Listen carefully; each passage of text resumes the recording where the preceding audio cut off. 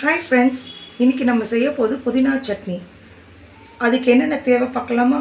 நல்லெண்ணெய், தாளிப்புக்கு உளுத்தம்பருப்பு, கடுகு, மெயினாக புதினா, நான் கொஞ்சம் கொத்தமல்லியும் எடுத்திருக்கேன், பெருங்காயம், தாளிக்க கருவேப்பிலை, சிறிது இஞ்சி, பச்சை மிளகா, ஒரு சின்ன சைஸ் புளி, தேங்காய்.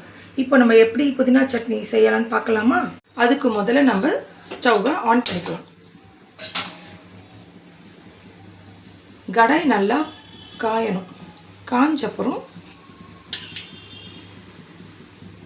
ஒரு டீஸ்பூன் நல்லெண்ணெய் நான் விட்டுருக்கேன். இந்த உளுத்தம்பருப்பை நம்ம எண்ணெயில் கொஞ்சம் நல்லா வதக்கணும்.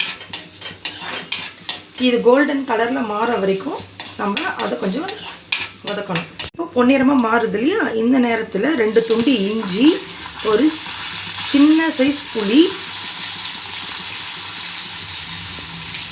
ஒரு 2 பச்சை மிளகாய், இதை போட்டு நல்லா வதக்கணும். இப்போது நம்ம வச்சிருக்க புதினாவையும் அதில் ஆட் பண்ணணும்.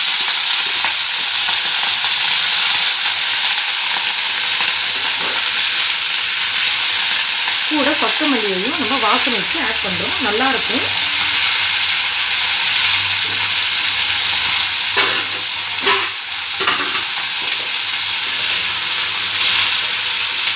இதையும் நம்ம நல்லா வதக்கணும். இப்போ இதுக்கு தேவையான உப்பு இதையும் ஆட் பண்ணி நம்ம நல்லா வதக்கணும்.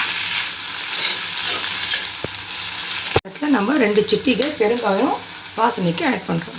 இப்போ எல்லாம் வதங்கிடுச்சு. நம்ம அரைச்சிட்டு எப்படி இருக்குன்னு பார்ப்போம்.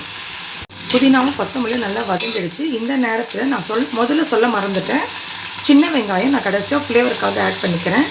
அதுக்கப்புறம் தேங்காய், இது எல்லாத்தையும் போட்டு நம்ம ரொம்ப வதக்க வேணாம், கொஞ்சம் ஒரு 2 மினிட்ஸ் வதக்கினா போதும். நல்லா காஞ்சதுக்கப்புறம் கொஞ்சம் கடுகு, கொஞ்சம் உளுத்தம்பருப்பு,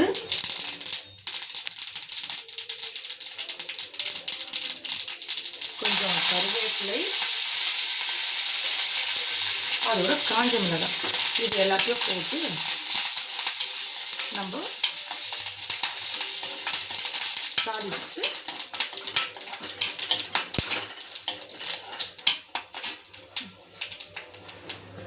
சட்னிக்கு தாளிப்பு தந்தாச்சு.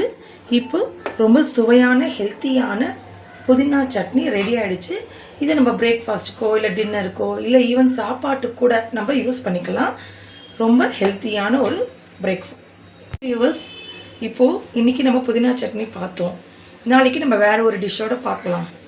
பிடிச்சிருந்தா சப்ஸ்கிரைப் பண்ணுங்கள் வியூவர்ஸ்.